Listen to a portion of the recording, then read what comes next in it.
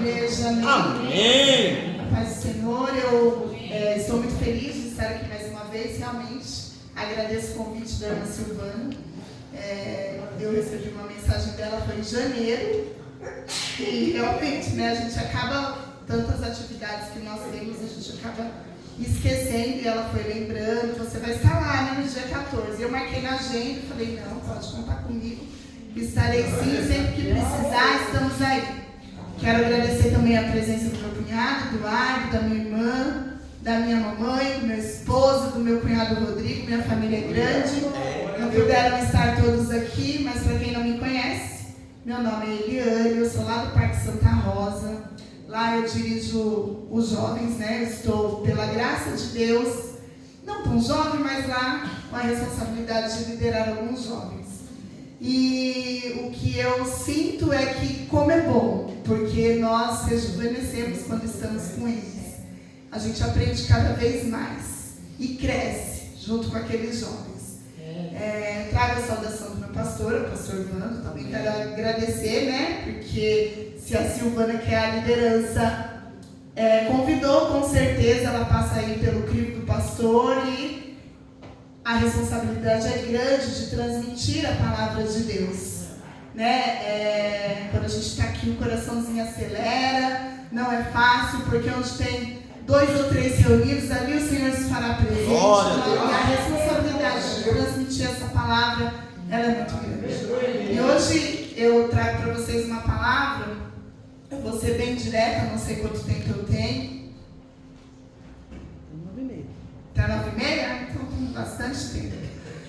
Eu vou transmitir uma palavra para vocês que eu intitulei como uma vida, né? Uma mulher que vive com propósito. Mas não é só uma palavra direcionada para a mulher, é uma palavra direcionada a todos nós, cristãos.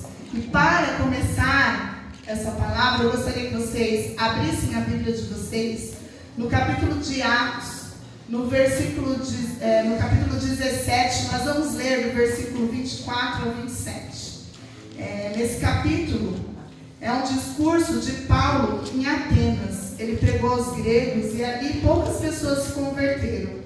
Mas ele disse uma verdade, que essa verdade vai ser a introdução aqui da nossa pregação, da nossa palestra de hoje, para quê? Para que vocês entendam como é viver uma vida com um propósito. Porque quantas vezes nós, homens, mulheres, seres humanos, a gente se pega perguntando: qual é o sentido da vida?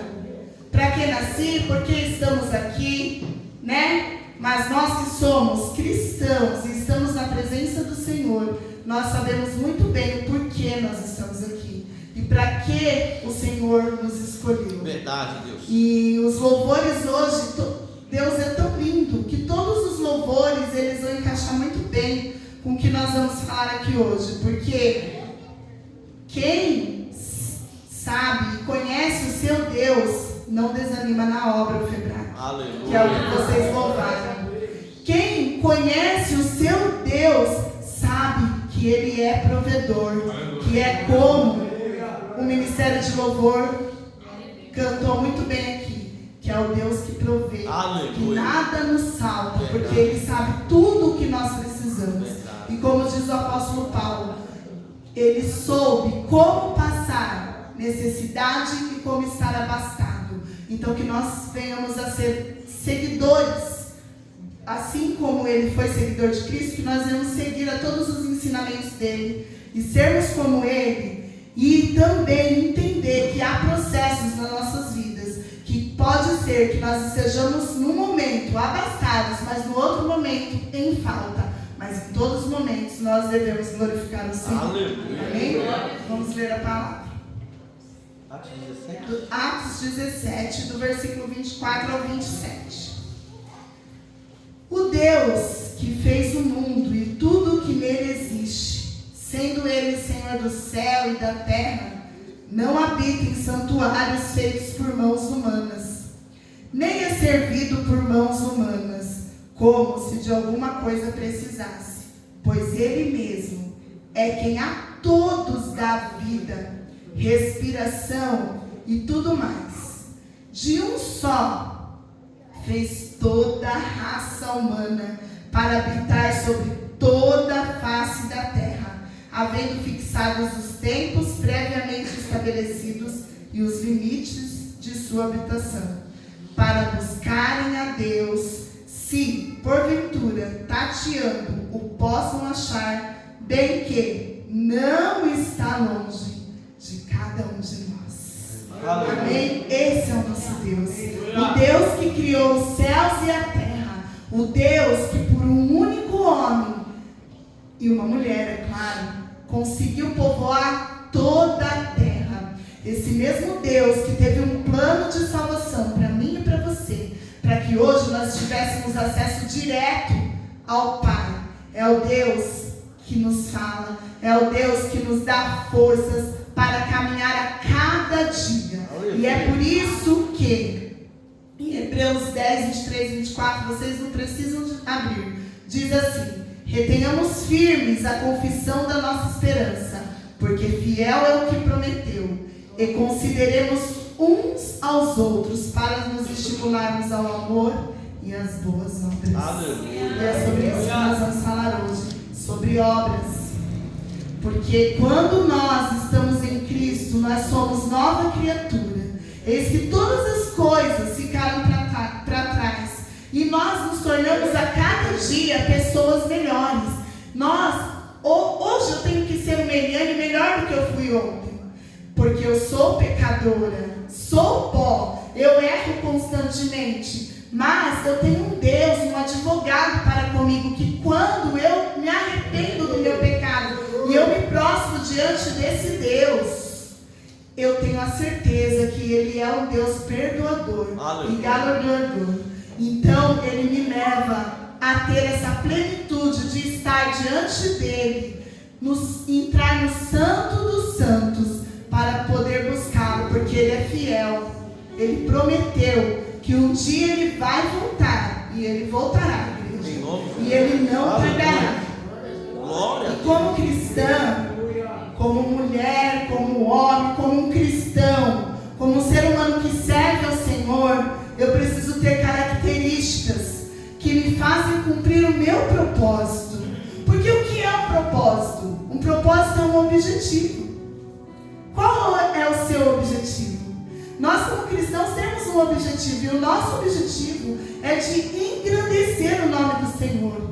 Quando eu me torno uma nova pessoa, uma nova criatura, eu preciso estar pronta, como diz lá em Hebreus, de considerar uns aos outros, para nos estimularmos em amor. Eu não sei se toda a UFEBRAC está aqui, ou se está faltando alguma irmã. Está faltando, Silvana? Mas de quem é a função de estimular? Olha, nós temos o nosso culto mensal. É uma vez por mês que vocês vão lá. Vamos estar junto. Vamos lá, para Deus tem uma palavra para você. Né? Então a nossa função como cristã é estimular um ao outro. Eu costumo dizer aos jovens que é melhor serem dois do que um. Porque se um cair, o outro vai lá e levanta. Verdade.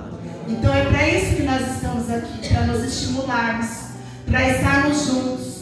Porque é normal, gente. Nós somos seres humanos. Um friozinho, quem não queria estar na sua casa, no sofá, debaixo da coberta, talvez comendo uma pipoquinha, descansando, assistindo uma Netflix. Mas você escolheu a melhor parte. Amém. Você escolheu estar diante dos pés do Senhor. E isso faz com que você tenha características santas. Características que te tornam um cristão melhor. Características de quem tem uma vida com propósito. Aleluia. Uma pessoa que tem uma vida com propósito, ela, em primeiro lugar, ela entende o seu ministério. Essa pessoa, ela sabe que ela foi chamada por um propósito, que ela vive nessa terra para honrar e glorificar o nome de Deus. Então não importa o que ela faça, quer comais, quer bebais, quer façais qualquer outra coisa na sua vida, você sabe qual é o seu chamado, qual é o seu ministério. Você sabe que em tudo, em todas as situações da sua vida, se você tiver até mesmo um momento de lazer, o seu momento de fazer deve ser para a glória de Deus. E essa pessoa, ela é um servo, uma serva do Senhor.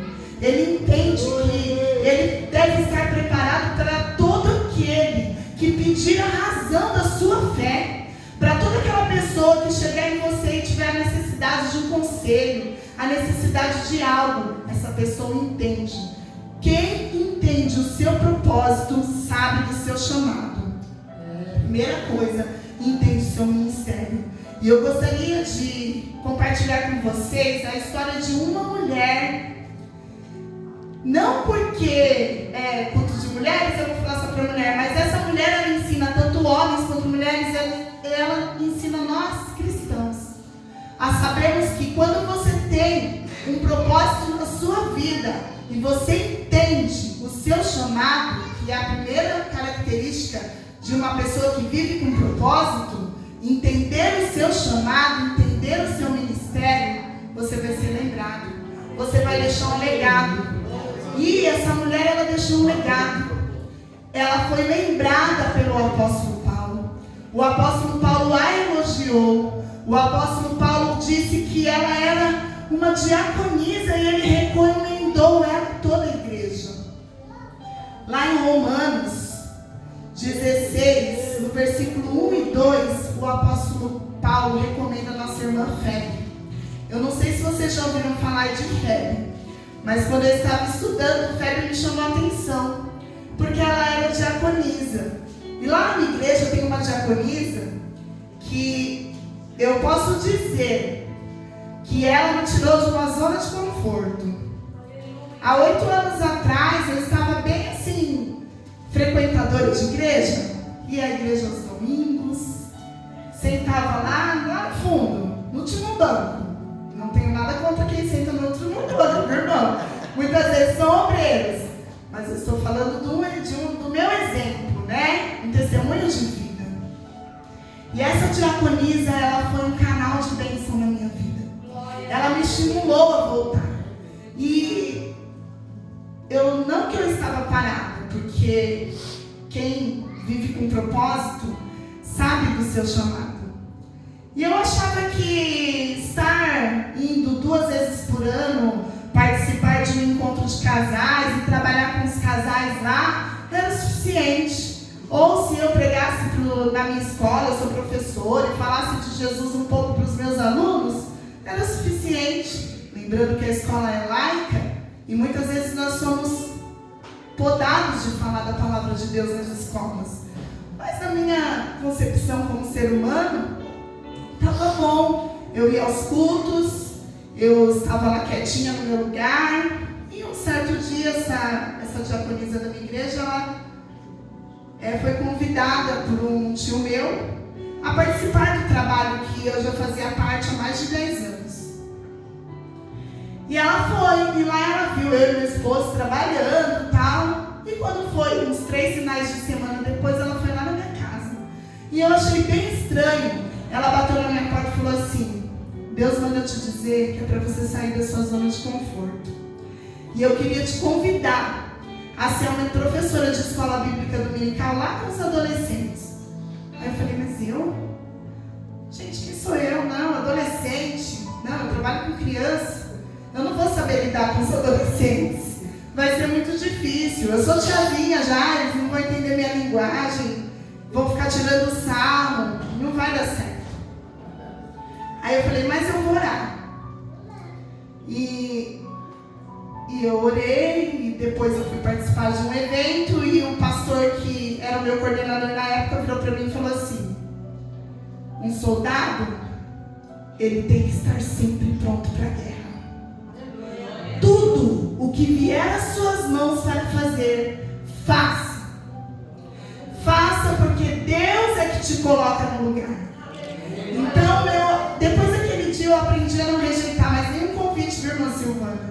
Se eu tiver um espaço na minha agenda, pode ter certeza que eu estarei aqui. Aleluia. Se eu tiver um tempo, eu estarei, porque é o Senhor que nos chama. E essa irmã, ela me tirou de uma zona de conforto. E hoje eu creio que ela fica feliz quando ela vê as coisas acontecendo. Porque ela chega em mim, ela me dá aquele abraço caloroso e ela continua me estimulando. Ela não parou de me estimular. E assim devemos ser nós. Porque essa irmã aqui, a irmã do Parque Santa Rosa, e essa irmã aqui, a Febe, que o apóstolo Paulo recomendou, ela é uma diaconisa, ela é uma irmã, ela é uma obreira, ela é uma serva que sabe estimular. Aleluia. Ela é uma serva que sabe quando você precisa, e ela sabe dizer assim: ó, minha irmã, não desanima não, Deus é contigo. Aleluia. Não desanima não, porque aquela irmãzinha que leu lá a palavra de Isaías, é Ele o teu Deus, não temas. Ele te sustenta, Ele que te guarda, Ele que te cura, Ele que te fortalece, Ele que renova as suas forças como águias e que te faz voar em lugares que você nem pode imaginar. E Paulo recomendou Febe. E se ele recomendou, é porque ela era potente. Ela era uma irmã, aquela serva que, olha, precisou limpar o chão, ela está lá. Precisou louvar, mesmo, né, que às vezes eu não sei tocar um instrumento, mas eu sei louvar. Um pouquinho, né, nem que seja aquela afinação perfeita, mas a igreja precisa, eu estou lá para ajudar. Precisa de uma lembrancinha, precisa fazer uma agenda, tem tanto trabalho. Precisa de um evangelismo, eu estou lá. Precisa de algo na cozinha, eu estou lá. Aleluia. Porque nós temos trabalho. Precisa de um conselho, eu estou lá. Não importa o que façamos. Quem tem propósito conhece o seu chamado. Nós não estamos aqui à toa, estamos para a honra e glória do Senhor. Olha o que Paulo disse de Febe. Recomendo-vos, pois, Febe, nossa irmã, a qual serve na igreja que está em Cencreia. O que ela fazia mais? Ela servia na igreja. Para que a recebais no Senhor, mas como convém aos santos, e a ajudeis em qualquer coisa que de vós necessitar, porque tem hospedado a muitos. Febe ela hospitaleira. Quantas pessoas você já recebeu na sua casa? Quantas irmãs já falaram assim: vamos comigo tomar um café da tarde? Não, aquela irmã está triste. Eu acho que ela está precisando de uma terapia. Vou pedir para ela ir para o psicólogo. Irmã, a melhor terapia que existe é um café com amigos. É ao redor da mesa. É aquela troca de ideias, sabe? Aquele compartilhar. Você sabe, ontem o meu marido fez. Poxa vida, fiquei tão chateada. Calma, minha irmã, não é assim. Vamos ter paciência, vamos ter paz. E é assim que a gente aprende. A Febe era hospitaleira. Ela conservou. Paulo diz que ela recebia, ela tinha hospedado a muitos, como também a mim mesmo. Olha que honra.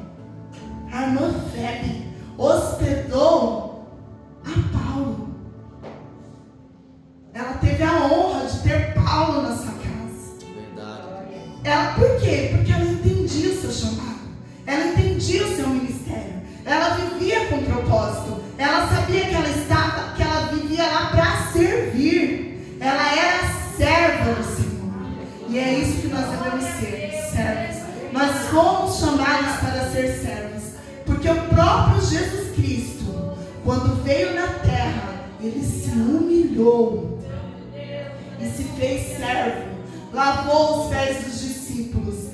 E em Filipenses diz que ele esvaziou-se a si mesmo, que mesmo ele sendo Deus, ele não usurpou ser igual a Deus.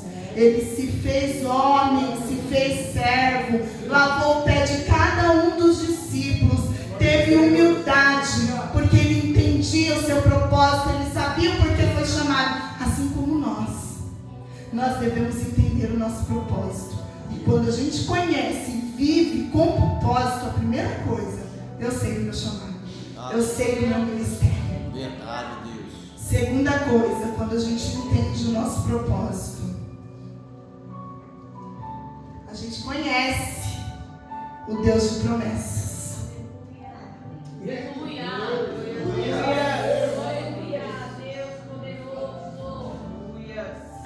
A gente não perde a fé. Pode vir a tempestade que for. A gente tem a nossa casa firmada sobre a rocha. Aleluia. A gente está firmado na rocha que é Cristo Jesus.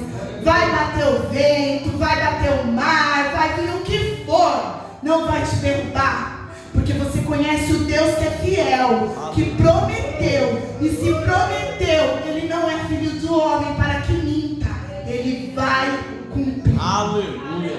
Quem vive com propósito não perde a fé. Quem vive no propósito confia no Senhor de todo o seu coração. Ele sabe que os seus planos, os seus objetivos, a sua vida, ela está nas mãos do Senhor. Aleluia. E é Deus quem vai prover, é Deus quem vai fazer, é Deus quem vai cuidar. Se eu estou desempregado, não sei. Estou desempregado? Deus vai prover, vai abrir a porta. Está faltando alimento? Deus vai prover. Mas eu também preciso fazer a minha parte. Confiando, tendo fé, que quando eu busco, o Senhor não desampara.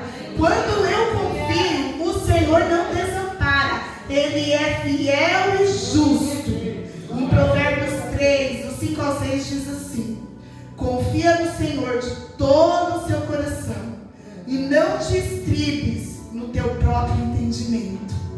Sabe o que quer dizer isso, meu irmão? Que às vezes a gente quer tomar as decisões por nossa conta própria. Eu já fiz isso. A gente se atropela. Não, se eu fizer desse jeitinho aqui, sabe igual Sara? Deu um jeitinho brasileiro? Que Deus prometeu para Sara? Que ela e Abraão, que Abraão seria pai de muitas nações. Mas Sara não engravidava. Como que vai ser pai de muitas nações se eu não consigo gerar um filho? Eu já estou ficando velha, meu tempo está passando e eu não consigo gerar um filho. Ah, mas espera aí que eu vou dar um jeitinho brasileiro. Ó, até Sara deu um jeitinho brasileiro. Vou chamar minha serva aqui. Ô, Agar, vem aqui. Toma aí meu marido. Nem ciúme essa mulher tinha, gente. Que eu não daria meu marido, não. De uma vez não. E ele sabe que eu não daria. Que isso? Toma aí meu marido, vai lá, dorme com ele, passa uma noite com ele, faz, folga, faz o que você quiser, mas engravida. Tem consequências. Não dê jeitinho brasileiro. Confia no Senhor. Se Ele prometeu, Ele vai cumprir. Se Ele falou, Ele não é filho do homem para que minta. Não apresse a promessa do Senhor na sua vida. Tudo tem um tempo determinado por Deus. Sara apressou e teve consequências. O filho da promessa veio no tempo certo. E até hoje é guerra. Por causa de uma pressa. Porque ela quis tomar a frente. Porque ela não esperou com paciência no Senhor. Como diz o Salmos 40. Espere com paciência no Senhor. Confia no seu Deus de todo o coração. Não perca a sua fé. Porque o nosso Deus é fiel e justo. Não te estribes do teu próprio entendimento. Não faça as coisas com as suas próprias mãos. Reconhece-o em todos os teus caminhos e Ele endireitará as tuas veredas. Ele vai te guiar.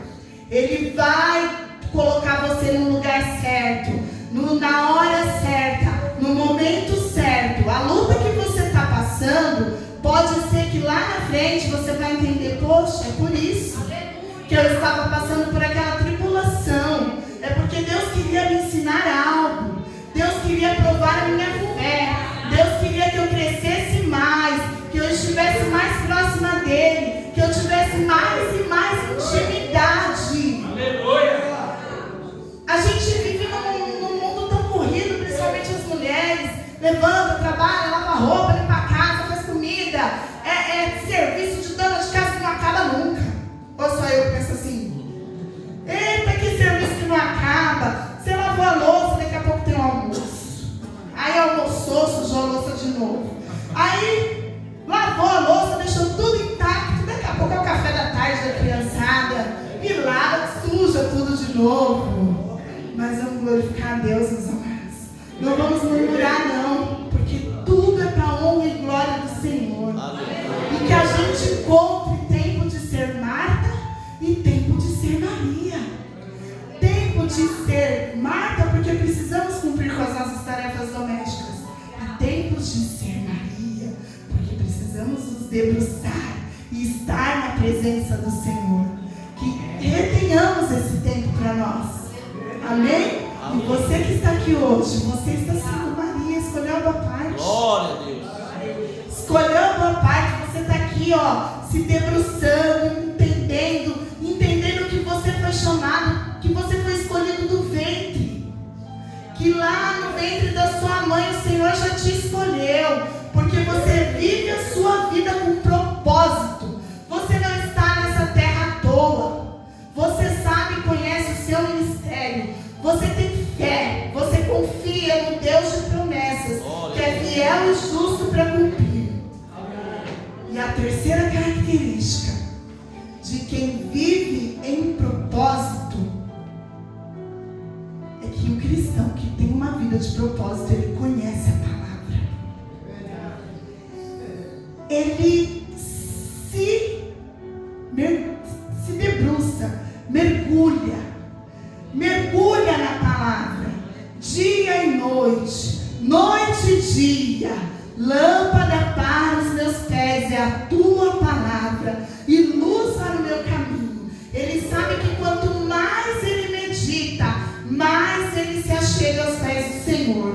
Porque o salmista diz: medita na palavra do Senhor dia e noite, e você será como uma árvore plantada ao ribeiro das águas, lá próximo aos rios, que tem as suas raízes aprofundadas, que foi o tema lá da Jubraca. Nós vamos ser enraizados, vamos ser árvores frondosas, que dá sombra para o nosso próximo, que ajuda, que levanta o caído, que tem fruto, que quando vai evangelizar e fala com um morador de rua que está lá necessitando de uma palavra, aquele morador pode sair dessa condição. Porque o nosso Deus é um Deus de milagres. Aleluia. É um Deus de poder. E Ele pode tirar tantas vidas de uma condição pecaminosa.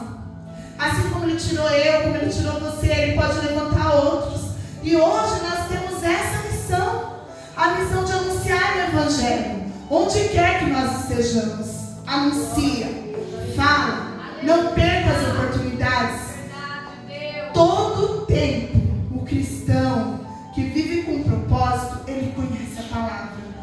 Em 2 Timóteo 3, 16 e 17, Paulo escreve assim: toda a escritura é inspirada por Deus e útil para o ensino, para a repreensão, para a correção, para a educação na justiça, a fim de que o homem de Deus seja perfeito e perfeitamente habilitado para toda boa obra. Quer fazer a obra, meu irmão? Não deixe de ler a palavra de Deus. Não deixe de mergulhar, não em águas rasas. De novo, me traz à memória o texto de Ezequiel 47. Né, Tu? Não tem saído da memória desde janeiro, Deus tem falado. Não fique nas águas rasas. Mergulhe até transbordar. Que é o tema do Jubraca também. Até transbordar. Porque quando você está cheio, a Bíblia diz que a boca fala daquilo que o seu coração está cheio. E se você se encher da palavra de Deus, quando menos esperar, em qualquer roda de conversa que você estiver, vai sair bênção. Vai fluir rios de água viva, porque são palavras de Deus, porque você vai estar cheio, você vai estar transbordando. Então a palavra de Deus, porque o cristão que vive com propósito, ele conhece a palavra. A palavra de Deus é a fonte de ensinamento e orientação para a vida cristã, capacitando-nos a viver de acordo com a vontade de Deus. Se você não sabe qual é a vontade de Deus, a palavra de Deus te ensina. Se você tem qualquer dúvida, eu costumo dizer para os jovens, não há dúvida nenhuma que a Bíblia não te responda. O nosso Deus tem todas as respostas. A ciência tenta, mas o nosso Deus tem todas as respostas. A minha filha estuda geofísica na USP.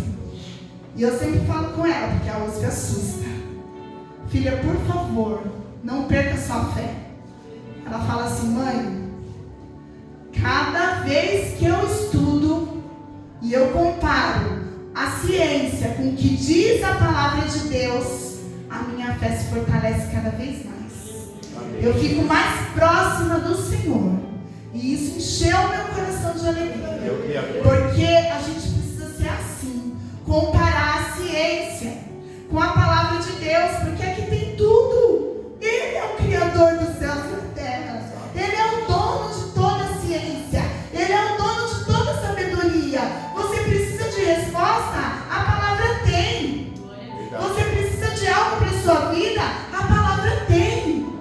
Não perca a sua fé. Deus não te criou à toa. Eu li um livro certa feita que se chama Muito Bom. É um livro que eu já li tem muitos anos. Uma Vida com Propósito. Mas eu não esqueço do que está escrito lá naquele livro. Que até o espermatozoide, o óvulo que Deus escolheu, que formou você, foi escolhido por Deus. Então não importa em que família você nasceu. Não importa se sua mãe te abandonou, se ela foi violenta, se você é fruto de um estupro. Deus te formou. Ele te conhece. Ele te escolheu. E Ele sabe da sua vida. Você precisa viver com propósito. E para viver com propósito, vamos lembrar? Primeiro, eu entendo meu ministério. Segundo, eu conheço Deus de promessas. Aleluia. Eu não perco a minha fé. E terceiro, eu conheço a palavra. Porque é a palavra que vai me fazer viver e que vai me ajudar a orientar o meu amigo, a orientar o meu próximo, a ganhar mais vidas. Porque quem faz a obra é o Espírito Santo de Deus. Quem convence do pecado é o Espírito Santo de Deus. Mas quem é instrumento na vida de quem precisa sou eu e é você. Amém, amado? Para a gente concluir e chegar ao final, Deus não muda, não mudará.